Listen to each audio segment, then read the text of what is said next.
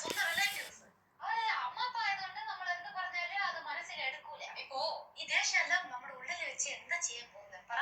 നമ്മുടെ ഉള്ളിൽ വെച്ചാ അത് ഒരുമായി നമ്മുടെ ബോഡിയില് എവിടെയെങ്കിലും പോയി സ്റ്റോറായി ക്യാൻസർ ഒരിക്കലും വരാനുള്ള വായ്പുണ്ട്. അതുകൊണ്ട് എല്ലാരും ഏതാ തെറപ്പി പോകുന്നത്, അല്ലെങ്കിൽ ഈ ഐസ് വാട്ടറിൽ കുളിക്കുന്നത്, ഈ അക്യുപഞ്ചർ അതൊക്കെ ചെയ്യുന്നത് എന്തിനാ? നമുക്കൊരുമാതിരി വേദന വരും, വേദന വന്നിട്ട് നമ്മൾ മനസ്സങ്കടം വരും, മനസ്സങ്കടം വന്ന് ഡിപ്രഷൻ വരും. ഉടനെ ഡോക്ടർ എന്ന് പറയും ഇതെല്ലാം ചെയ്യുന്ന പറയും. അത് ചെയ്യുന്ന പകരം നമ്മൾ ദേഷ്യം കഴിഞ്ഞ ഉണ്ണിബാബ ബ്ലോഗ്സിന്റെ അച്ചമ്മയ്ക്കുള്ള മറുപടിയുമായി അവർ രംഗത്തെത്തിയിരിക്കുന്നു. അവരുടെ ചാനലായിട്ടുള്ള ഉണ്ണിബാബ ബ്ലോഗ്സിൽ കൂടെ തന്നെയാണ് അവർ എക്സ്പ്ലനേഷൻ കൊടുക്കുന്നത്. അവർ പറയുന്നത് അച്ചമ്മ പറഞ്ഞതെല്ലാം, ആ ഇന്റർവ്യൂവിൽ പറഞ്ഞതെല്ലാം പച്ചക്കള്ളം, അങ്ങനെയൊന്നുമല്ല കാര്യങ്ങൾ നടന്നിരിക്കുന്നത്.